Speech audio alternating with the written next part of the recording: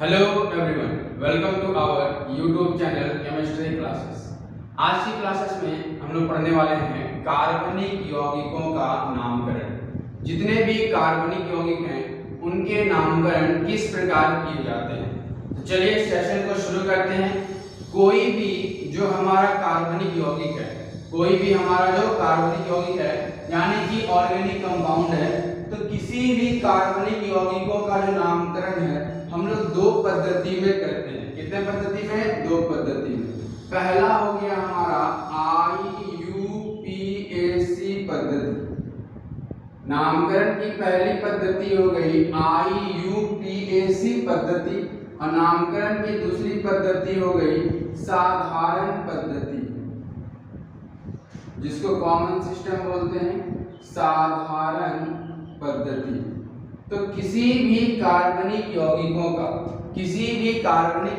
का जो नामकरण हम लोग करते हैं वो इन्हीं दो पद्धतियों से करते हैं। एक हो गया हमारा IUPAC पद्धति और एक हो गया हमारा साधारण पद्धति। अगर इसकी फुल फॉर्म की बात करें तो इसका फुल फॉर्म होता है international union of pure and applied chemistry. IUPAC का फुल फॉर्म क्या होता है? International union of pure and applied chemistry. और पद्धति का सिस्टम। और साधारण पद्धति का होता है कॉमन सिस्टम, साधारण पद्धति। तो किसी भी कार्बनिक यौगिकों का जो हम लोग नामकरण करते हैं, या तो उसका नामकरण हम लोग IUPAC पद्धति में करते हैं या साधारण पद्धति में करते हैं। तो बात करें अगर IUPAC नामकरण की, तो किसी भी कार्बनिक यौगिकों का जब हम लोग IUPAC पद्धति में नामकरण करते हैं, किस पद्धति में नामकरण करते हैं? IUPAC पद्धति में। तो इस पद्धति में जो भी ऑर्गेनिक कंपाउंड का हम नामकरण करेंगे उसके लिए हमें तीन चीजों की आवश्यकता होगी। एक हो गया हमारा वर्ड रूट,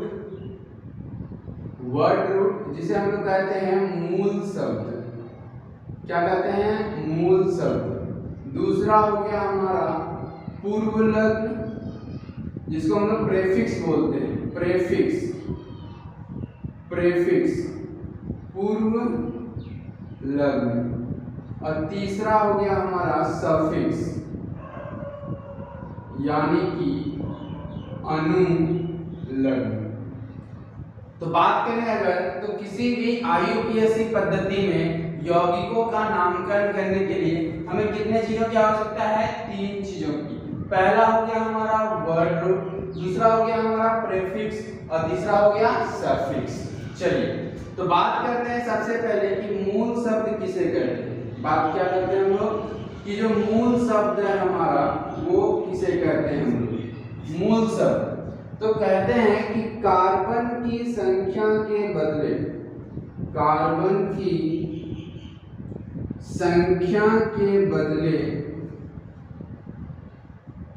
प्रयोग होने वाला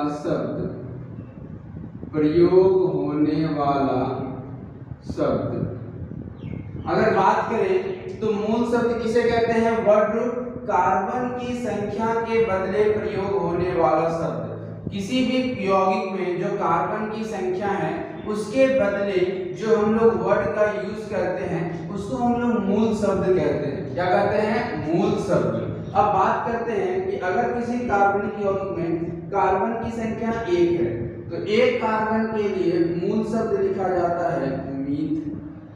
अगर कार्बन की संख्या 2 है तो 2 के लिए हमारा मूल शब्द होता है ईथ। अगर कार्बन की संख्या 3 है तो 3 के लिए यूज होता है प्रो। कार्बन की संख्या 4 है तो 4 कार्बन के लिए यूज होता है ब्यूट। कार्बन की संख्या अगर 5 है तो 5 कार्बन के लिए मूल शब्द का यूज होता है पेंट। 6 कार्बन के लिए यूज किया जाता है हेक्स। 7 कार्बन के लिए यूज किया जाता है हेप। 8 कार्बन के लिए यूज किया जाता है ऑक्ट। 9 कार्बन के लिए यूज किया जाता है नॉन। और 10 कार्बन के लिए यूज किया जाता है डेट। तो किसी भी कार्बनिक यौगिक में जो हम लोग कार्बन की संख्या के बदले शब्द का प्रयोग करते हैं उसे हम लोग मूल शब्द कहते हैं। क्या कहते हैं? मूल शब्द। तो एक कार्बन के बदले कौन सा मूल शब्द यूज होगा? मीथ। 2 कार्बन के लिए ईथ, 3 कार्बन के लिए प्रो, 4 कार्बन के लिए ब्यूट, 5 कार्बन के लिए पेंट, 6 कार्बन के लिए हेक्स, 7 कार्बन के लिए हेप, 8 कार्बन के लिए ऑफ, 9 कार्बन नॉन और 10 कार्बन डेट। तो किसी भी कार्बनिक यौगिकों में सबसे पहले हमारा आ गया मूल शब्द, और मूल शब्द के बदले जो प्रयोग होने वाला शब्द होता है कार्बन की संख्या के बदले प्रयोग करते हैं। जितने नंबर ऑफ कार्बन रहेंगे उसका मूल शब्द अपना अपना होता है। क्लियर? अब हम लोग बात करते हैं दूसरे टॉपिक की कि जो नामकरण के लिए चाहिए वो है पूर्व लग्न। क्या है? पूर्व लग्न। चलिए बात करते हैं हम लोग पूर्व लग्न की। तो जो हमारा पूर्व लग्न है वो 2 प्रकार का है। बात करते हैं पूर्व लग्न की। तो पूर्व लग्न हमारा कितने प्रकार का है? 2 प्रकार का।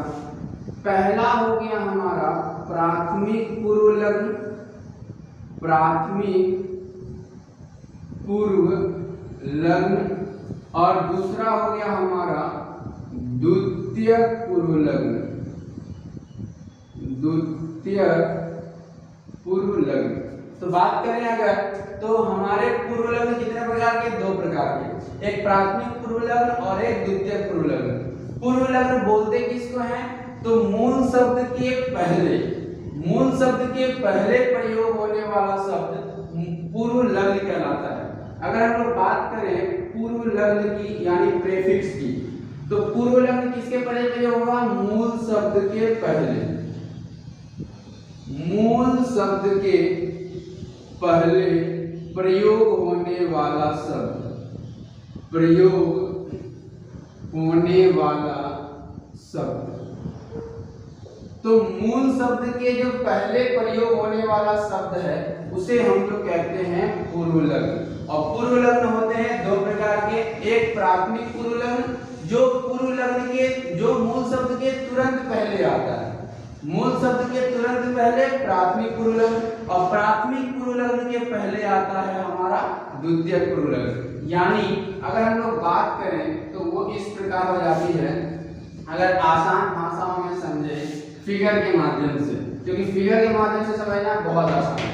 सबसे पहले हमारा जो शब्द का प्रयोग होता है वो आता है मूल शब्द, जिसको हम लोग वर्ड रूट बोलते हैं, और मूल शब्द के तुरंत पहले प्रयोग होगा प्राथमिक पूर्व लग्न, प्राथमिक पूर्व लग्न, और प्राथमिक पूर्व लग्न के जस्ट पहले प्रयोग होगा द्वितीयक पूर्व लग्न, द्वितीयक पूर्व लग्न। तो बात करें अगर हम लोग पूर्व लग्न की, तो पूर्व लग्न हम लोगों ने देखा कितने प्रकार के? 2 प्रकार के, प्राथमिक पूर्व लग्न और द्वितीयक पूर्व लग्न, और दोनों ही किसके पहले प्रयोग होता है? मूल शब्द के। तो अगर हम लोग बात करें सबसे पहले टॉपिक प्राथमिक पूर्व लग्न की, किसकी बात करें? प्राथमिक पूर्व लग्न की। तो प्राथमिक पूर्व लग्न किसे कहते हैं? प्राथमिक पूर्व लग्न किसे कहते हैं? तो मूल शब्द के तुरंत पहले, मूल शब्द के तुरंत पहले आने वाला शब्द। अगर हम लोग बात करें तो मूल शब्द के तुरंत पहले जो शब्द का प्रयोग किया जाता है, यानी मूल शब्द के तुरंत पहले जो शब्द का प्रयोग किया जाता है वो होता है प्राथमिक पूर्व लग्न। क्या होता है? प्राथमिक पूर्व लग्न। और प्राथमिक पूर्व लग्न हमें कार्बन की श्रृंखला के बारे में जानकारी देता है, यानी यह हमें किसके बारे में जानकारी देता है? कार्बन की श्रृंखला, कार्बन की श्रृंखला के बारे में जानकारी देता है। तो बात करें अगर तो प्राथमिक पूर्व लग्न हमें किसके बारे में जानकारी देता है? कार्बन की श्रृंखला के बारे में। तो कार्बन की दो तरह से श्रृंखला होती है। एक होती है कार्बन की आपस में खुली श्रृंखला और एक होती है कार्बन में आपस में बंद श्रृंखला। ठीक है, तो प्राथमिक पूर्व लग्न हमें किसके बारे में जानकारी देता है? कार्बन की श्रृंखला के बारे में। अगर कार्बन की श्रृंखला खुली है तो किसी भी शब्द का प्रयोग नहीं होता है। अगर कार्बन की श्रृंखला खुली है तो किसी भी शब्द का प्रयोग नहीं होता है। लेकिन अगर कार्बन की श्रृंखला बंद है, अगर कार्बन की श्रृंखला क्या है? बंद है, तो बंद कार्बन के लिए हम लोग वर्ड का यूज करते हैं साइक्लो। क्या यूज करते हैं? साइक्लो। यानी मूल शब्द के तुरंत पहले कौन सा शब्द आएगा? साइक्लो। अगर कार्बन की संख्या क्या हो? बंद हो। और अगर कार्बन की संख्या खुली हो तो प्राथमिक पूर्व लग्न में हम लोग किसी भी शब्द का प्रयोग नहीं करेंगे। मूल शब्द क्या बताता है? कार्बन की संख्या। प्राथमिक पूर्व लग्न क्या बताता है? कार्बन की श्रृंखला। अगर कार्बन की श्रृंखला खुली हो तो किसी भी शब्द का प्रयोग नहीं करना है, और अगर कार्बन की श्रृंखला बंद है तो कौन से शब्द का प्रयोग करना है? साइक्लो। कौन से शब्द का प्रयोग करना है? साइक्लो। अब बात करते हैं हम लोग द्वितीयक पूर्व लग्न की। किसकी बात करते हैं हम लोग? द्वितीयक पूर्व लग्न की। चलिए, तो हम लोगों ने देखा कि प्राथमिक पूर्व लग्न किसे कहते हैं। अब बारी है द्वितीयक पूर्व लग्न की। नेक्स्ट हमारा जो टॉपिक है वो है द्वितीयक पूर्व लग्न। द्वितीयक पूर्व लग्न। अब सबसे पहले फिगर को देखकर समझना है कि द्वितीयक पूर्व लग्न किसके पहले आता है। तो प्राथमिक पूर्व लग्न के तुरंत पहले कौन आता है? द्वितीयक पूर्व लग्न। प्राथमिक पूर्व लग्न के तुरंत पहले प्रयोग होने वाला शब्द को क्या कहते हैं? द्वितीयक पूर्व लग्न। और यह हमें किसके बारे में जानकारी देता है? यह हमें प्रतिस्थापी के बारे में जानकारी प्रदान करता है, के बारे में जानकारी प्रदान करता है। अगर हम लोग बात करें तो द्वितीयक पूर्व लग्न हमारा है, और द्वितीयक पूर्व लग्न हमें किसके बारे में जानकारी देता है? प्रतिस्थापी के बारे में। अब सबसे बड़ी बात, प्रतिस्थापी पहचानने के कैसे? तो कोई भी अगर कार्बन की श्रृंखला में है और कार्बन की श्रृंखला में अगर कोई शाखा जुड़ी हो, कार्बन की श्रृंखला में अगर कोई अलग से शाखा जुड़ी हो तो उसको हम लोग प्रतिस्थापी बोलते हैं। क्या बोलते हैं? प्रतिस्थापी। और इस प्रतिस्थापी को हम लोगों को पहचानना है। तो सबसे पहले कौन कौन से प्रतिस्थापी है हम लोग उसके बारे में सीख लेते हैं। अगर किसी कार्बन की श्रृंखला में F जुड़ा है तो इसके ये एक प्रतिस्थापी है और इसके बदले शब्द यूज करेंगे फ्लूरो। कौन सा शब्द यूज करेंगे? फ्लूरो। अगर जुड़ा है Cl तो इसके बदले यूज करेंगे क्लोरो। अगर जुड़ा है Br तो इसके लिए शब्द यूज करेंगे ब्रोमो। अगर शब्द जुड़ा है I तो इसके लिए प्रतिस्थापी का यूज करेंगे आइडो। अगर शब्द जुड़ा है कार्बन का ही, एक कार्बन का प्रतिस्थापी है, इसके बदले यूज करेंगे मिथाइल। अगर दो कार्बन का प्रतिस्थापी जुड़ा है इसके बदले यूज करेंगे इथाइल। अगर प्रतिस्थापी में OH जुड़ा है तो यूज करेंगे हाइड्रोक्सी। अगर प्रतिस्थापी में CHO जुड़ा है तो यूज करेंगे एल्डोक्सी। और अगर प्रतिस्थापी में जुड़ा है CN तो यूज करेंगे साइनो। तो जो भी प्रतिस्थापी है उसके बदले हम लोग कौन सा शब्द का यूज करते हैं हम लोगों ने सीखा। F के लिए फ्लूरो, Cl के लिए क्लोरो, Br के लिए ब्रोमो, I के लिए आइडो। एक कार्बन का प्रतिस्थापी मिथाइल, दो कार्बन का प्रतिस्थापी इथाइल, OH रहेगा तो हाइड्रोक्सी, CHO रहेगा तो एल्डोक्सी और CN रहेगा तो साइनो। तो हम लोगों ने देखा कि द्वितीयक पूर्व लग्न किसके बारे में जानकारी देता है? प्रतिस्थापी के बारे में। और प्रतिस्थापी को किससे पहले लिखते हैं? प्राथमिक पूर्व लग्न से। यानी किसी भी प्रतिस्थापी का जो नाम होगा वो मूल शब्द के पहले होगा। किसके पहले होगा? मूल शब्द के पहले। यानी मूल शब्द के पहले ही लिखना है हमें प्राथमिक पूर्व लग्न के बारे में, और उससे भी पहले लिखना है द्वितीयक पूर्व लग्न के बारे में। तो हम लोगों ने देखा कि पूर्व लग्न दो प्रकार के होते हैं और दोनों किस किस चीज के बारे में जानकारी देते हैं। अब बात करते हैं हम लोग अनुलग्न के बारे में। किसके बारे में? अनुलग्न के बारे में। तो अगर हम लोग बात करें तो अनुलग्न भी दो प्रकार के होते हैं।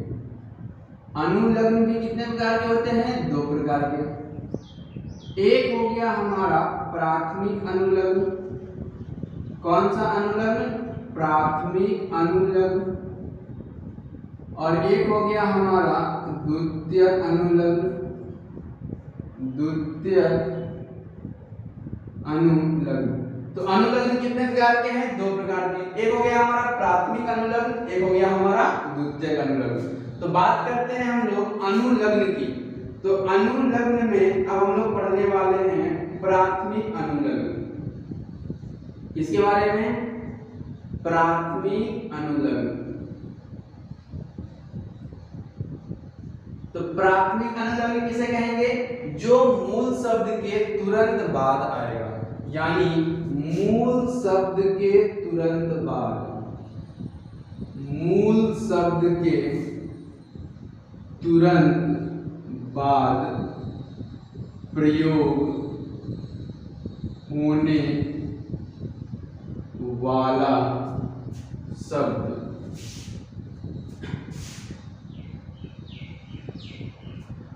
प्राथमिक पूर्व लग्न किसे कहते हैं? जो मूल शब्द के तुरंत बाद प्रयोग होता है। और यह हमें कार्बन कार्बन के मध्य, कार्बन कार्बन के मध्य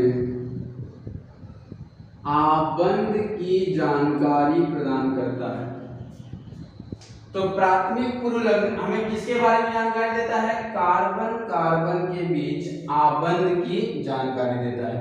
अगर हम लोग बात करें तो अगर हमारे पास कार्बन कार्बन के बीच सिंगल बॉन्ड है, यानी अगर एक बंध बना रहा है तो इसको हम लोग कहते हैं सिंगल बॉन्ड। अगर कार्बन कार्बन के बीच सिंगल बॉन्ड है, इसके लिए हम लोग वह शब्द का प्रयोग करते हैं ANE। अगर कार्बन कार्बन के बीच दो बंध बना है तो इसके लिए हम लोग शब्द का यूज करते हैं ENE। अगर कार्बन कार्बन के मध्य तीन बंध बना है तो इसके लिए शब्द यूज करते हैं YNE। यानी अगर कार्बन कार्बन के बीच सिंगल बॉन्ड है, कौन सा बॉन्ड है? Single bond. तो सिंगल बॉन्ड के लिए कौन सा शब्द यूज करेंगे? ANE। अगर हमारे पास डबल बॉन्ड है तो डबल बॉन्ड के लिए कौन सा शब्द यूज करेंगे? ENE। और अगर हमारे पास ट्रिपल बॉन्ड है तो ट्रिपल बॉन्ड के लिए क्या यूज करेंगे? YNE।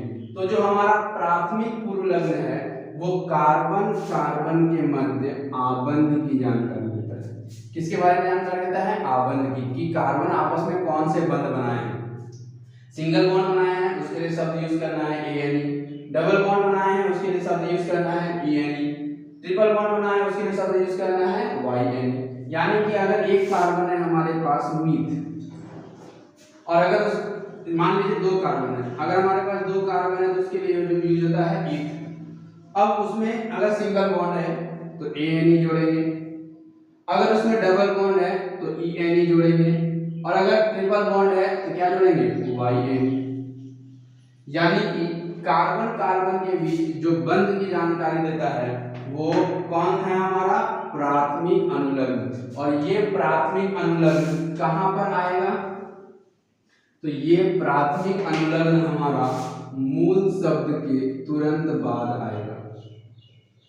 प्राथमिक अनुलग्न कहां पर आएगा? मूल शब्द के तुरंत बाद। तो मूल शब्द के तुरंत बाद प्रयोग होने वाला शब्द प्राथमिक अनुलग्न। और प्राथमिक अनुलग्न के तुरंत बाद कौन सा शब्द प्रयोग होगा? द्वितीयक अनुलग्न। तो अब हम लोग देखने वाले हैं इसका लास्ट टॉपिक द्वितीयक अनुलग्न, कि द्वितीयक अनुलग्न हमें किसके बारे में जानकारी प्रदान करता है।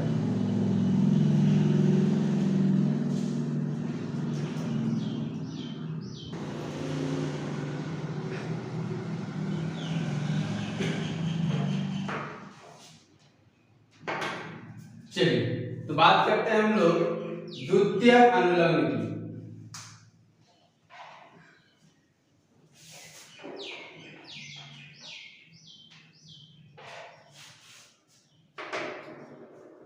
नेक्स्ट जो हमारा टॉपिक है वो है द्वितीयक अनुलग्न। तो सबसे पहली बात, द्वितीयक अनुलग्न किसके बाद आएगा? तो प्राथमिक अनुलग्न के तुरंत बाद जो शब्द प्रयोग होगा उसे हम लोग द्वितीयक अनुलग्न कहते हैं। प्राथमिक अनुलग्न के तुरंत बाद प्रयोग होने वाला शब्द। तो प्राथमिक अनुलग्न के तुरंत बाद प्रयोग होने वाला शब्द हमारा क्या कहलाएगा? द्वितीयक अनुलग्न। और यह हमें किसके बारे में जानकारी देता है? क्रियात्मक समूह की। क्रियात्मक समूह की। तो द्वितीयक अनुलग्न हमें किसके बारे में जानकारी देता है? क्रियात्मक समूह, जिसको हम लोग फंक्शनल ग्रुप कहते हैं। कोई भी कार्बनिक यौगिक में जो सबसे ज्यादा क्रियाशील होता है उसको हम लोग क्रियात्मक समूह कहते हैं। किसी भी यौगिक में जो सबसे ज्यादा क्रियाशील समूह है उसको हम लोग कहते हैं क्रियात्मक समूह। तो अगर बात करते हैं कि तो कौन कौन से क्रियात्मक समूह हैं, कौन कौन से क्रियात्मक समूह हैं, तो अगर हमारे पास किसी भी कार्बन की श्रृंखला में OH जुड़ा है, क्या जुड़ा है? OH, तो ये कौन सा क्रियात्मक समूह है? अल्कोहल। किसी भी कार्बनिक यौगिक में अगर कौन सा क्रियात्मक समूह जुड़ा है? OH, तो कौन सा यौगिक है? अल्कोहल। इसके लिए वर्ड यूज करेंगे OL। कौन सा वर्ड यूज करेंगे? OL। किसके बाद यूज होगा? प्राथमिक अनुलग्न के बाद। अगर हमारा जुड़ा है बॉन्ड CHO, तो उसके वो कौन सा क्रियात्मक समूह है? एल्डिहाइड। और एल्डिहाइड के लिए हम लोग शब्द यूज करेंगे Al। अगर जुड़ा है CN, तो कौन सा क्रियात्मक समूह है? साइनो। और इसके लिए यूज करेंगे साइनाइड। चलिए बात करते हैं, अगर जुड़ा है COOH, तो कौन सा क्रियात्मक समूह है? Carboxylic acid. और इसके लिए हम लोग यूज करेंगे ओइक एसिड। Oic acid. अगर हमारे पास कार्बन डबल बॉन्ड ऑक्सीजन और इधर कार्बन है, तो ये हो गया हमारा कीटोन। क्या हो गया? कीटोन। अगर कार्बन दो तरफ एल्काइल समूह से जुड़ा हो और एक तरफ ऑक्सीजन के साथ डबल बॉन्ड बनाया हो तो कीटोन, और कीटोन के लिए यूज करते हैं ON। और अगर हमारे पास दो एल्काइल समूह हो जो ऑक्सीजन परमाणु के साथ जुड़ा हो, तो ये हो गया हमारा ईथर। क्या हो गया? हमारा ईथर। और ईथर के लिए जो हम लोग वर्ड यूज करते हैं वो बहुत ही अलग अलग प्रकार के होते हैं। जैसे हम लोग इसका नाम रखते हैं डाइप्रीफिक्स के भी रूप में। किस रूप में? डाइप्रीफिक्स के रूप में। और मिक्स्ड ईथर रहेगा तो अलग अलग नामकरण करते हैं। तो बात करते हैं, सबसे पहले तो क्रियात्मक समूह पहचानना है। तो अगर OH है तो कौन सा क्रियात्मक समूह? अल्कोहल। यानी कि हमें पहले ये पहचानना है कि कौन सा क्रियात्मक समूह है, पहले हमें ये जानना होगा, क्योंकि इसके बारे में नहीं हम लोग बाद में भी पढ़ लेंगे जब हम लोग टॉपिक्स को डिस्कस करेंगे। तो अगर OH है तो कौन सा क्रियात्मक समूह? अल्कोहल। CHO है तो एल्डिहाइड। CN है तो साइनो। COOH है तो carboxylic acid. RC double bond OR है तो कीटोन। R क्या है? कार्बन की श्रृंखला। ROR है तो ईथर। R क्या है? कार्बन की श्रृंखला। तो हम लोगों ने देखा, तो हम लोग देखेंगे अगर डिटेल्स में अगर बात करें फिगर के माध्यम से। चलिए अभी तक हम लोगों ने जो भी पढ़ा है उसको एक बार फिगर के माध्यम से समझते हैं।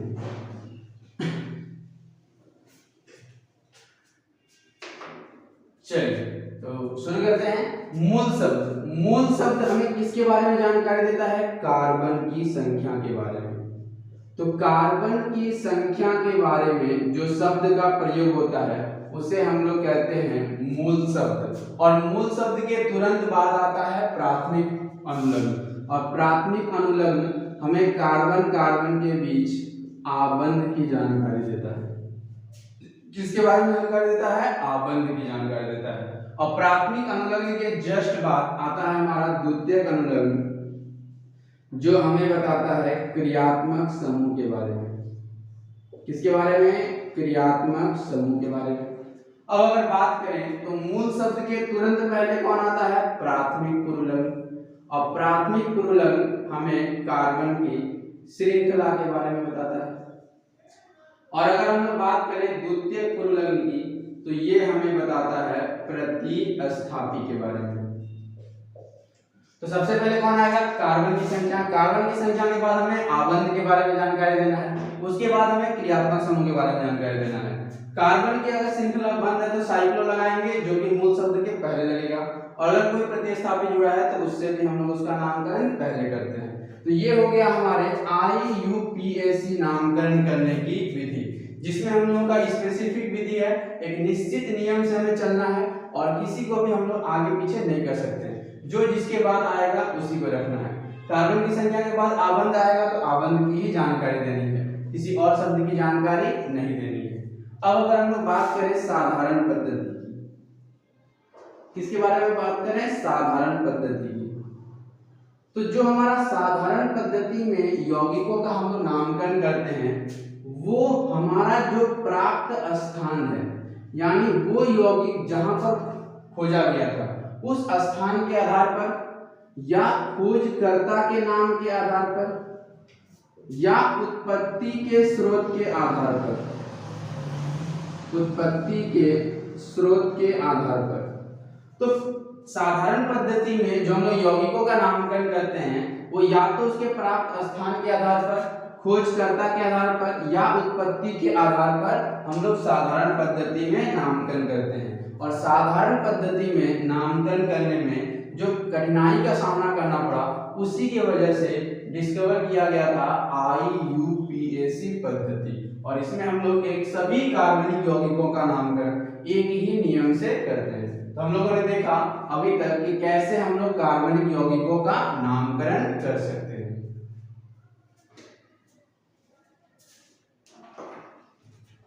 चलिए, तो नेक्स्ट अब हम लोग नामकरण के टॉपिक्स को शुरू करते हैं। और पहला जो हमारा ऑर्गेनिक कंपाउंड है, आज हम लोग उसके नामकरण करने को सीखेंगे, क्योंकि हम लोगों ने जितने भी नियम पढ़े हैं अब उसको करने वाले हैं हम लोग यूज।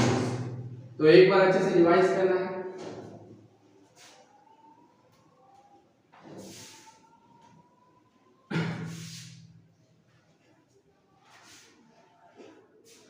तो बात करते हैं, सबसे पहला जो हमारा ऑर्गेनिक कंपाउंड है वो है एल्केन। क्या है? एल्केन।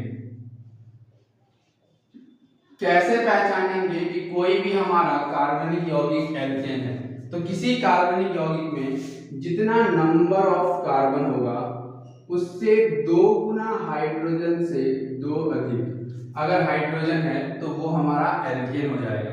एल्केन का सूत्र क्या होता है? CnH2n+2।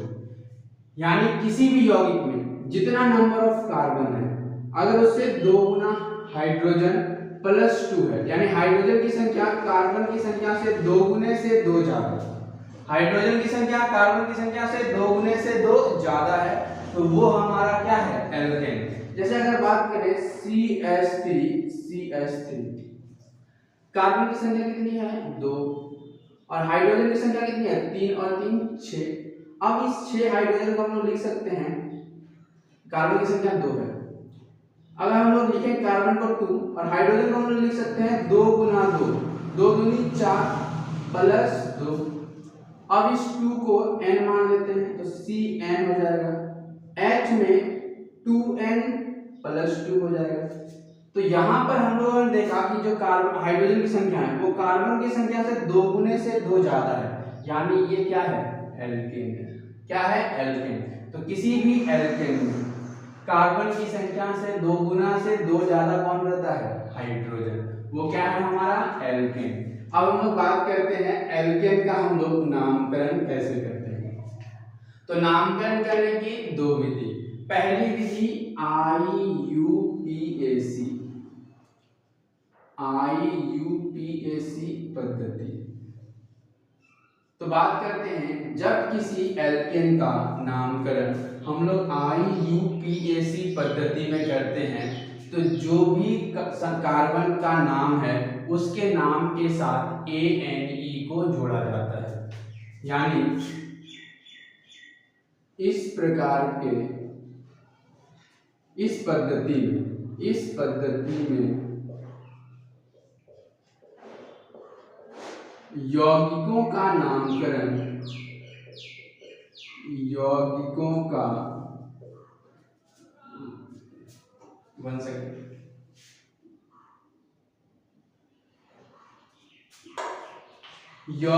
का नामकरण करते समय संगत कार्बन के नाम के साथ ANE शब्द को जोड़ा जाता है। अगर हम लोग बात करें एल्केन के IUPAC पद्धति में, तो जो कार्बन की संख्या है, संगत कार्बन जो कार्बन की संख्या है, उसके नाम के साथ हम लोग कौन से शब्द को यूज करेंगे, जोड़ेंगे, ANE शब्द को जोड़ेंगे। तो बात करते हैं, हमारे पास एक कार्बन है जिसके चारों तरफ हाइड्रोजन है। अब अगर हम इसकी संरचना की बात करें तो यहाँ एक कार्बन है और 4 हाइड्रोजन है, CH4। सबसे पहली बात, अगर कार्बन सिंगल बॉन्ड से जुड़ा हो, अगर कार्बन के पास सिंगल बॉन्ड हो तो वो एल्केन है। क्या है? एल्केन। अगर आसान भाषा में समझे तो सिंगल बॉन्ड रहेगा किसी भी कार्बन में तो वो एल्केन है। तो यहाँ पर हमारे पास एक कार्बन है और एक कार्बन के लिए हम लोग मूल शब्द का यूज करते हैं मीथ। एक कार्बन के लिए कौन से शब्द का यूज करते हैं? मीथ। और मीथ के साथ क्या जोड़ देना है? AN। तो नाम क्या हो गया हमारा? मीथेन। एक कार्बन के एल्केन का हमारा नाम क्या हो गया? मीथेन। अगर हमारे पास दो कार्बन है, एक और एक, दो कार्बन आपस में सिंगल बॉन्ड बनाया तो कार्बन 4 बॉन्ड बनाएगा, तो तीन तरफ से कौन जुड़ेगा? हाइड्रोजन। ये भी कार्बन 4 बॉन्ड बनाएगा, एक बनाया है इस कार्बन के साथ तो 3 को और हाइड्रोजन के साथ बनाएगा। यानी अगर इसको मिला कर लिखे तो एक कार्बन के साथ 3 हाइड्रोजन, CH3 बॉन्ड, दूसरे कार्बन पे 3 हाइड्रोजन, CH3। कितना कार्बन है? 2 कार्बन। 2 कार्बन के लिए शब्द यूज करते हैं ईथ, और उसके लिए यहाँ पर चूंकि ये एल्केन है तो ईथ के साथ क्या लगाना है? AN। तो नाम क्या हो गया हमारा? ईथेन। तो हमें पहचानना कैसे है कि एल्केन है? कार्बन कार्बन के बीच सिंगल बॉन्ड रहेगा, कार्बन कार्बन के बीच क्या रहेगा? Single bond. तो क्या हो जाएगा हमारा? एल्केन। क्या हो जाएगा? एल्केन। तो चलिए अब हम लोग इसका नामकरण को शुरू करते हैं। हम लोगों ने थोड़ा सा डेमो देखा है।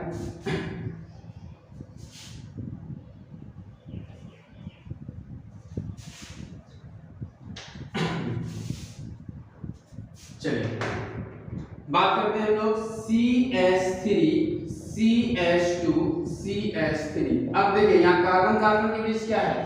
सिंगल बॉन्ड है। तो पहले गिनेंगे 1 2 3। 3 कार्बन के लिए यूज होगा मूल शब्द प्रो, और उसके लिए साथ जोड़ देंगे AN। क्या नाम हो गया? प्रोपेन। नेक्स्ट बात करते हैं CH3 CH2 CH2 CH3। कितना कार्बन है हमारा? 4 कार्बन के लिए क्या यूज करते हैं? ब्यूट, और ब्यूट के साथ क्या जोड़ेंगे? AN। तो हमारे यौगिक का नामकरण क्या हो गया? ब्यूटेन। कौन सी पद्धति में? IUPAC पद्धति में। तीसरा हम लोग बात करते हैं, अब हमारे पास कितने कार्बन है? 5, और 5 कार्बन के लिए यूज करते हैं पेंट, और वर्ड जोड़ेंगे AN। तो हमारे एल्केन का नामकरण क्या हो गया? पेंटेन। तो हम लोगों ने देखा कि कैसे हम लोग वर्ड रूट यानी मूल शब्द का नाम लिख रहे हैं और उसके साथ ANE शब्द को जोड़ रहे हैं। हमारा किसका नामकरण हो जा रहा है? एल्केन का नामकरण।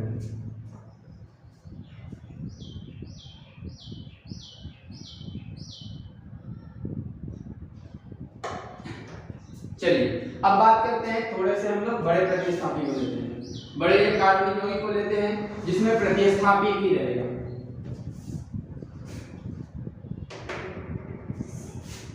CH3 CH CH3 CH2 CH3।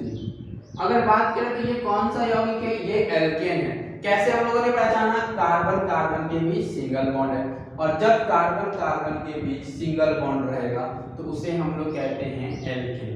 अब कितने कार्बन हैं गिनेंगे, तो काउंटिंग शुरू करते हैं, 1 2 3 4। अगर हम लोग इधर से गिनेंगे तो 1 2 3 4, एक कार्बन छूट रहा है जो कि हो जाएगा हमारा प्रतिस्थापी। हम लोगों ने देखा था कि जब भी श्रृंखला में कोई शाखा मिलेगी उसको किस में लिखना है, प्रतिस्थापी में, और प्रतिस्थापी का नामकरण मूल शब्द के पहले लिखते हैं। तो जब हम लोग प्रतिस्थापी का नामकरण करेंगे तो कार्बन को उधर से गिनना है जिधर से प्रतिस्थापी नजदीक मिले। क्या मिले, नजदीक मिले। अगर इधर से गिनेंगे तो 1 2 कितने नंबर पर मिलेगा, 2 नंबर पर, और इधर से गिनेंगे तो 1 2 3 कितने नंबर पर मिलेगा, 3 नंबर पर। यानी हम लोगों को उधर से गिनना है जिधर से प्रतिस्थापी को कम अंक मिले।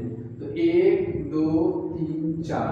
अब सबसे पहले हमारे गिनती में कार्बन कितने हैं, 4, तो 4 के लिए सब यूज करेंगे ब्यूट, और सब में एक सिंगल बॉन्ड है तो ब्यूट के साथ बनाएंगे ANE। अब हमारा नाम हो गया ब्यूटेन। क्या नाम हो गया, ब्यूटेन। अब इसके साथ है प्रतिस्थापी, और एक कार्बन के प्रतिस्थापी को क्या बोलते हैं, मिथाइल। और मिथाइल कितना नंबर पर है, 2 नंबर पर है। कहां पर लिखेंगे, मूल शब्द के पहले, तो नाम हो जाएगा 2 मिथाइल ब्यूटेन। क्या नाम हो गया, 2 मिथाइल ब्यूटेन। नेक्स्ट अगर हम लोग बात करें CH3 CH2 CH CH3 CH2 CH3, ये भी हमारा एल्केन है। कैसे पहचानेंगे, सिंगल बॉन्ड है। अब गिनती करेंगे 1 2 3 4 5, कितने कार्बन, 5 कार्बन। 5 कार्बन पेंट, उसके साथ वर्ड जोड़ेंगे ANE, नाम हो गया पेंटेन।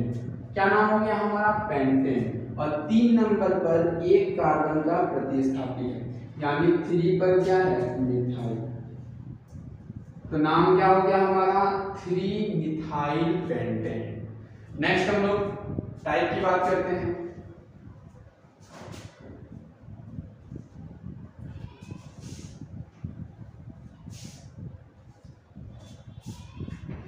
नेक्स्ट क्वेश्चन है हमारा CH3 CH2 CH2 CH2 CH2 CH3। हमारे पास कितने कार्बन है, तो गिनेंगे 1 2 3 4 5 6, और 6 कार्बन के लिए यूज करते हैं हम लोग हेक्स, और उसके साथ जोड़ेंगे ANE, नाम क्या हो जाएगा, हेक्सेन। कोई भी प्रतिस्थापी है, बिल्कुल नहीं है। अब हम लोग नेक्स्ट बात करते हैं CH3 CH2 CH CH3 CH2 CH3। अब हम लोग बात करते हैं यहाँ पर, तो हम लोग गिनेंगे 1 2 3, इधर से गिनेंगे 1 2 3, दोनों तरफ से बराबर मिल रहा है, 4 5। एक और कार्बन बढ़ा देते हैं, CH2 CH3, कितना हो गया, 6। अब इस 6 कार्बन में हमें 3 नंबर पे मिला है एक प्रतिस्थापी जिसको मिथाइल बोलेंगे। तो सबसे पहले 6 कार्बन है तो हेक्सेन, और हेक्सेन के बाद 3 नंबर पर कौन है, मिथाइल। तो नाम हो जाएगा 3 मिथाइल हेक्सेन। क्या नाम हो गया हमारा, 3 मिथाइल हेक्सेन। अब अगर हम लोग बात करें एक और क्वेश्चन की जिसमें हम लोगों के प्रतिस्थापी की संख्या बढ़ जाएगी,